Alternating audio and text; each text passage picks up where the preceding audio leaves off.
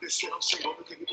Oh, erga a tua voz e comece a agradecer, porque por certo, Ele fará na tua vida. Estou aguardando os alunos entrarem para a nossa discussão mensal. Quer nas circunstâncias ao teu redor ou não, vai se cumprir, vai se cumprir. Abre a tua boca e diga, vai se cumprir na minha vida. Diga, vai se cumprir. Oh, vai se cumprir, vai se cumprir, vai se cumprir. Eu sei que vai. Oh, declare, vai se cumprir,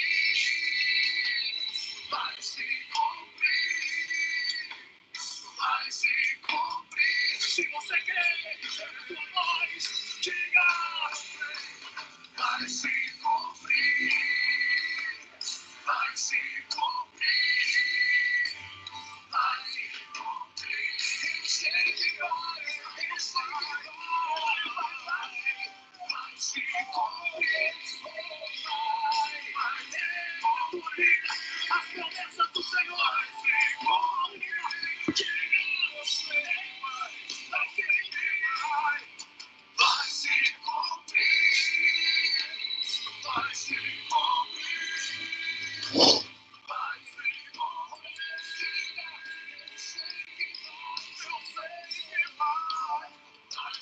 cumprir, vai se cumprir. Vai se cumprir.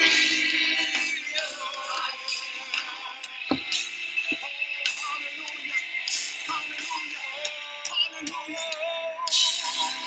aleluia. Eu sei que vai se cumprir. Eu sei. Eu sei, o nosso Deus não falha. O Deus que você serve não falha, meu amado. Ele não falha. Ele não falha. Vai se cumprir na tua vida. Vai se cumprir na tua vida, meu querido. Vai se cumprir na tua vida. Vai se cumprir, eu tenho certeza que vai se cumprir na tua vida. Quem é que está lutando por você? É o teu Deus, é o Senhor dos senhores. Então fica tranquilo, querido. Fica tranquilo. Se está nas mãos dele, então deixa, meu amado, porque ele sabe a hora certa. Então levante as suas mãos. Sabe que você poderia mais uma vez erguer as suas mãos e declarar isso? Eu posso enfrentar o que for, porque tudo depende nas mãos de quem está. Se estiver nas tuas mãos, pode ser que nunca aconteça. Mas se você transferir para as mãos de Deus, eu tenho certeza que vai se cumprir na tua vida. Você crê? Então ergue as tuas mãos. Declare, posso enfrentar. Posso enfrentar o que for. Eu sei quem lutar por mim. Seus planos não podem ser frustrados. Minha esperança está nas mãos do grande eu sou. Meus olhos vão ver o impossível acontecer. E mais uma vez, posso enfrentar o que for. Posso enfrentar o que eu sei quem luta por mim. Seus planos não podem ser frustrados. Minha esperança está nas mãos do grande eu sou.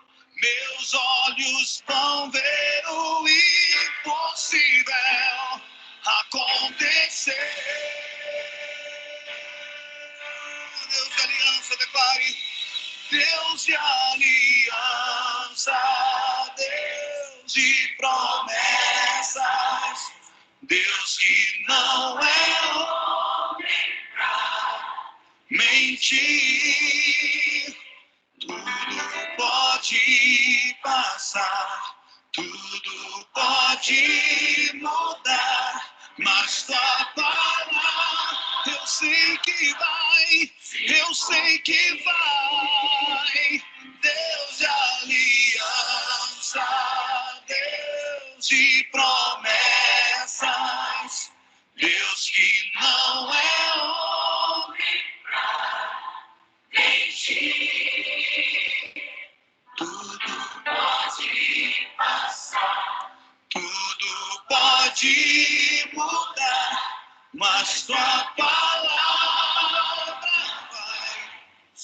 Aleluia,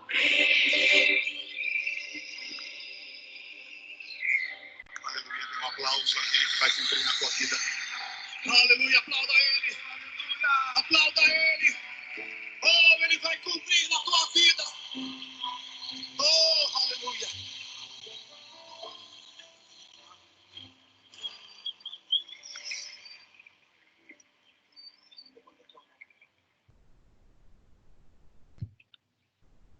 Bom, gente, eu estava aqui aguardando a entrada dos alunos, mas já se passou um período de tolerância, então eu vou continuar gravando esse vídeo aqui e deixar disponível para eles, caso depois eles possam precisar, tá?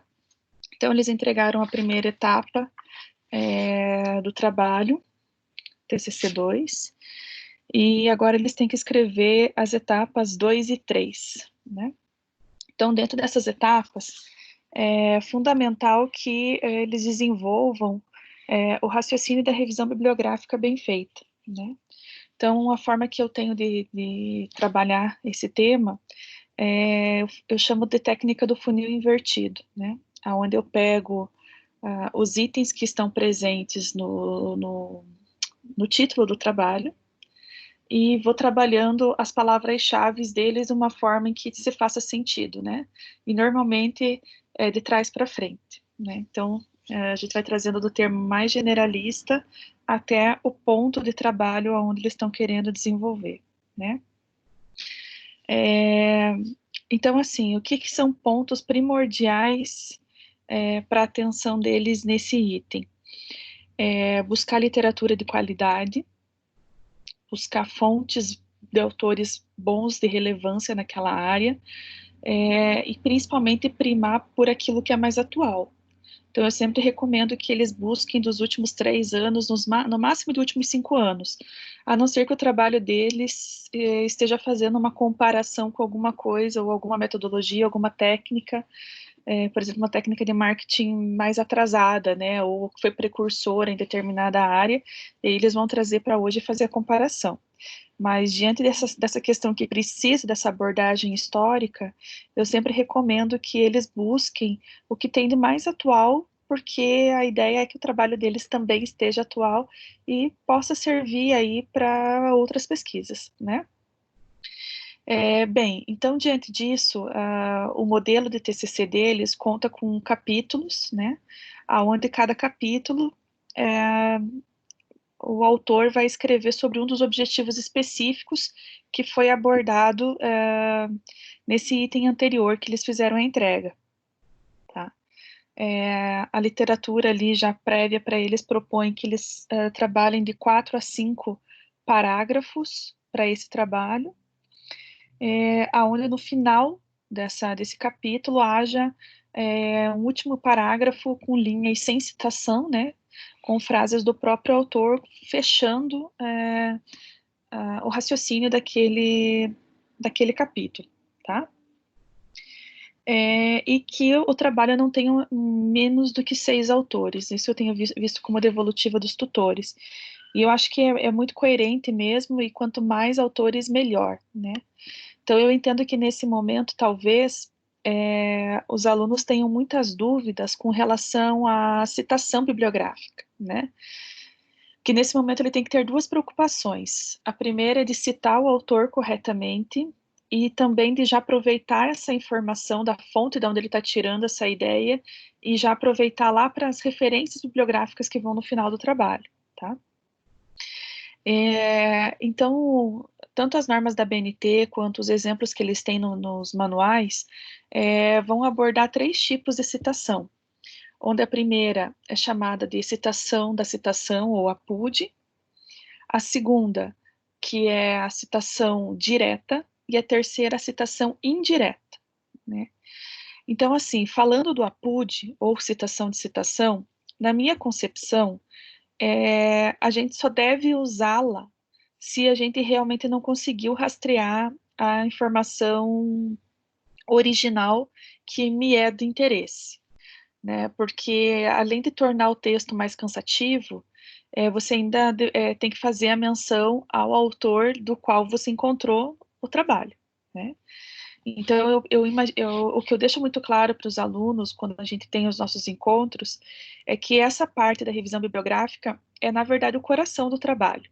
E a gente tem que ter muito respeito por esse trabalho também, porque por mais que seja algo que nós estamos escrevendo, você está baseando o seu trabalho em obras de diversos outros autores.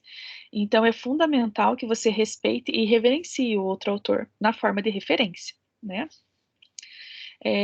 Então, por muitas vezes eu vi pessoas pesquisando em trabalhos, encontrando nesses trabalhos fontes interessantes, e aí buscam essa fonte e esquecem da onde eles encontraram a informação, quem buscou pela primeira vez, né? Então, esse seria um exemplo de você usar o APUD mesmo, né? A citação do autor, o autor que cita outro, né? Então, eu entendo também que para a gente fazer esse tipo de citação, a gente já tem que ter um pouco mais de maturidade na escrita, né? Bem, depois dessa, viriam a citação direta e a citação indireta, tá? Com relação à citação direta, é o famoso copiar e colar, né?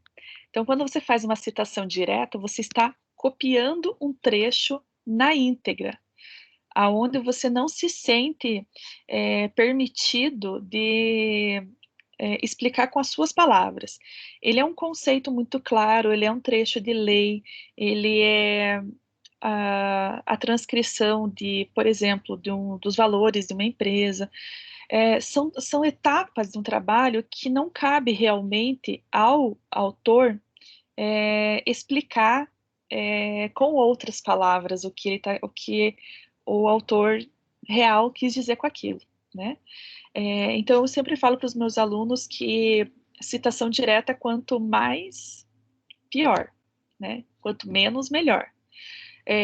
Até porque na citação direta, você, como autor do trabalho, não tem muita manobra. Você só vai costurar aquele trecho dentro do teu trabalho. E eu entendo que em alguns momentos ele possa ser realmente fundamental e cabe, porque se não coubesse não existiria essa opção.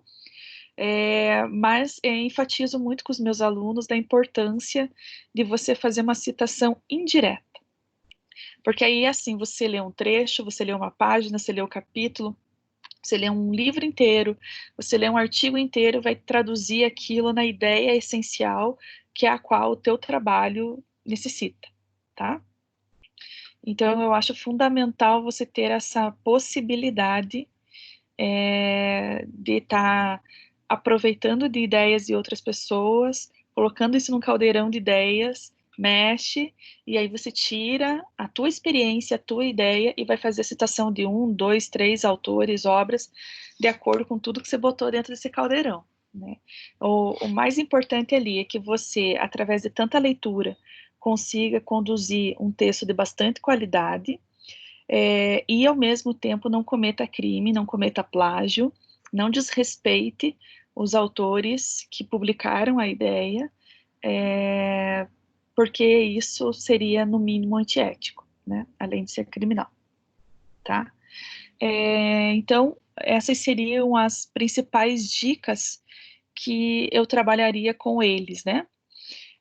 Ainda reforçando que na citação direta, existem formas de você fazer a grafia disso, né? Que é o caso de citações diretas curtas ou citações diretas longas. Nas citações diretas curtas, que elas têm menos de 3 frases, normalmente você vai colocar esse trecho copiado entre aspas, né?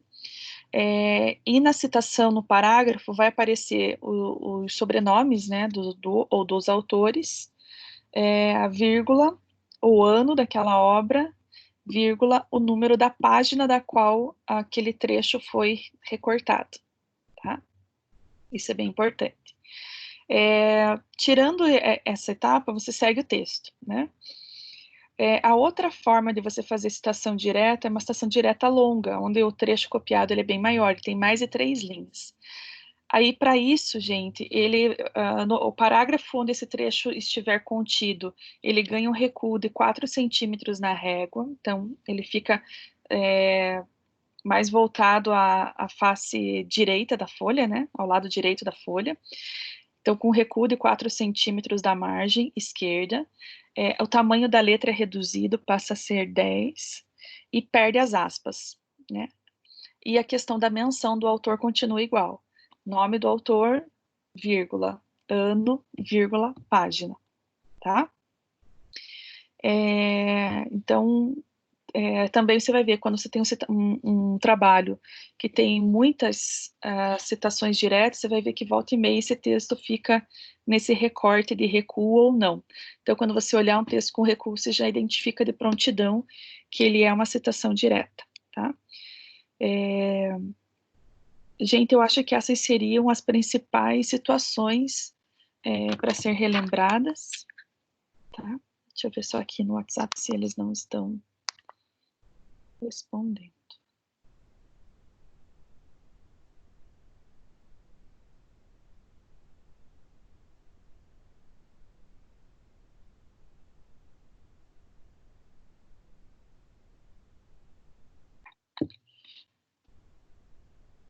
Bom, eu acho que quanto à revisão bibliográfica, as principais dicas são essas, né?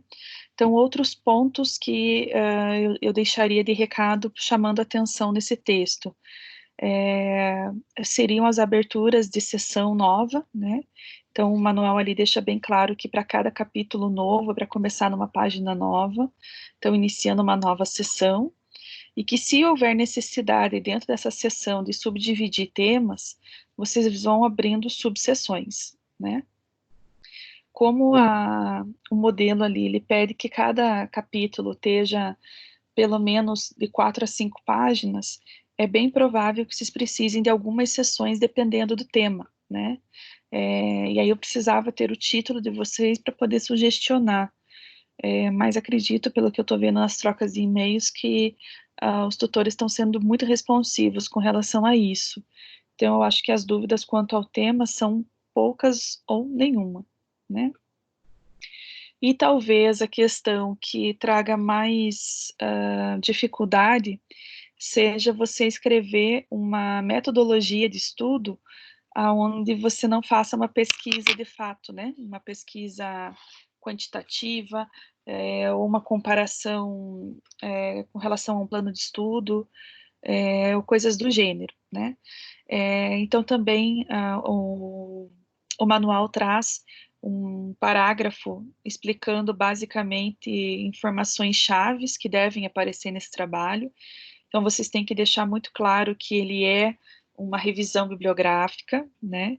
E que uma revisão bibliográfica está intrínseca à questão de ser um trabalho qualitativo e não quantitativo, né? Então, você vai trabalhar com qualidade de informação. E como é uma revisão, certamente você precisa fazer busca por diversas fontes para que você tenha informação para trazer para o teu trabalho, né? Então, eu estou cercada aqui de alguns livros que eu costumo utilizar nas minhas aulas de metodologia científica e agora também nas de TCC, e eu queria citar algumas outras possibilidades de ampliar a metodologia dentro do trabalho de vocês, né? Então, a primeira, é claro, é citar que é uma revisão bibliográfica. Quando você fala de revisão bibliográfica, o método é qualitativo, tá? Com relação às formas de pesquisa, gente, você pode ir se aprofundando ou não. Veja o que cabe no teu trabalho. Então, uma das formas é você abordar quanto à natureza da pesquisa, tá? Se ela é uma pesquisa básica, tá? Que ela quer gerar conhecimento novo ou útil, né? Ou se ela é uma pesquisa aplicada, né? Então, é um conhecimento para aplicar na prática, dirigido à solução do problema específico, né? Envolve verdades e interesses locais. Então, na minha concepção, o trabalho de vocês passa a ser uma pesquisa aplicada, né? Quanto aos adjetivos dessa pesquisa, os objetivos, de acordo com um autor chamado Gil, tem muitos livros dele na biblioteca, mas infelizmente a biblioteca está fechada, vocês vão encontrar na biblioteca virtual também, tá? Ele faz algumas subdivisões. Então, uma delas, por exemplo, é a exploratória, tá? Eu vou ler o trechinho aqui para vocês, porque como isso aqui vai ficar gravado, depois vocês assistem quantas vezes vocês quiserem, tá? Então, esse tipo de pesquisa tem como objetivo proporcionar maior familiaridade com o problema, com vistas a torná-los mais explícito ou construir hipóteses, né? A grande maioria dessas pesquisas envolve levantamento bibliográfico, entrevistas com pessoas que tiveram experiências práticas com o problema e análise de exemplos que estimulem a compreensão, tá? Essa pesquisa deve ser classificada como pesquisa bibliográfica e estudo de caso. Então, como eu acabei de falar, gente, no nosso caso, da Unopar, a gente não tem a possibilidade de fazer o estudo de caso.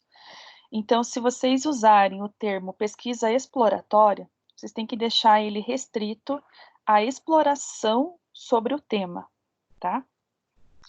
E aí é bem bacana que vocês coloquem a frase como está lá no livro didático de vocês, que é em quais fontes vocês estão buscando, né? Quais são os buscadores que vocês estão utilizando e quais são as palavras-chave que são norteadoras do teu trabalho na busca, né? Então, você está escrevendo sobre marketing olfativo, né? Vou usar um exemplo aqui de alguém que veio dar pesquisa para nós, né? Uma palestra para nós há algum tempo atrás. Então, o uso de produtos naturais, de cosmética natural, em prevenção às doenças como câncer, tá? Por exemplo. Então, você vai querer falar sobre o marketing desse tipo de comércio, tá? Você vai ter que fazer pesquisa com base nisso. Então, quais são as palavras-chave que você vai usar? A doença que aquele produto promete prevenir, quais são esses produtos, o que é um produto natural, o que é uma saboaria natural, e aí como que você desenvolve o marketing desse tipo de categoria, né? Qual que é o público, qual que é a persona, aí você escreveria sobre isso, né? Exemplo. Mas você não vai comparar, não vai usar uma saboaria específica como estudo de caso, tá? É esse cuidado que vocês têm que tomar. Com relação à pesquisa descritiva, tá? A pesquisa descritiva exige do investigador uma série de informações sobre o que se deseja pesquisar, né? Esse tipo de estudo compreende ou descreve fatos e fenômenos destinados à realidade. São exemplos de pesquisa descritiva, estudos de caso, análise documental, pesquisa ex post facto. Então, volto a dizer, estudo de caso não é opção para nós, mas análise documental poderia ser, tá? Com relação a uma pesquisa explicativa, né? Então, esse tipo de pesquisa preocupa-se em identificar os fatores que determinam ou que contribuem para a ocorrência de determinado fenômeno. Ou seja, esse tipo de pesquisa explica o porquê das coisas através dos resultados oferecidos.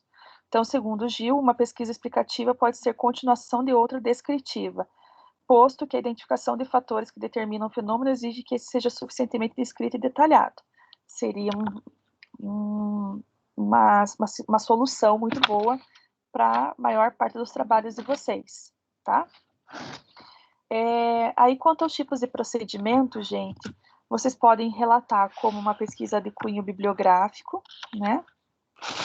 Então, a definição de uma pesquisa bibliográfica, ela é feita a partir de levantamentos de referências teóricas já analisadas e publicadas por meios escritos e eletrônicos, como os livros, artigos científicos, páginas da web.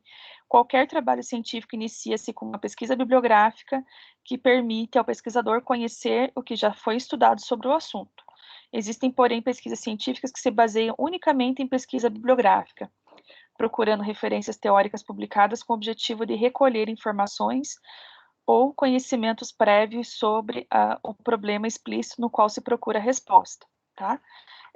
Então, assim, gente, muitas pessoas acham que para você ter uma pesquisa de qualidade, você tem que estar gerando informação nova a partir de técnicas de pesquisa experimental. E isso não é uma verdade concreta. E existem áreas que sim. Nós estamos vivendo o tempo agora de coronavírus, por exemplo, que as vacinas não vão sair dos livros. Mas que para você descobrir uma nova vacina, você está precisando pesquisar o que outras pessoas já tentaram e não deu certo. Porque esse é o fundamento de você fazer uma publicação, né? Fazer com que todo mundo não tenha que começar do zero o tempo todo.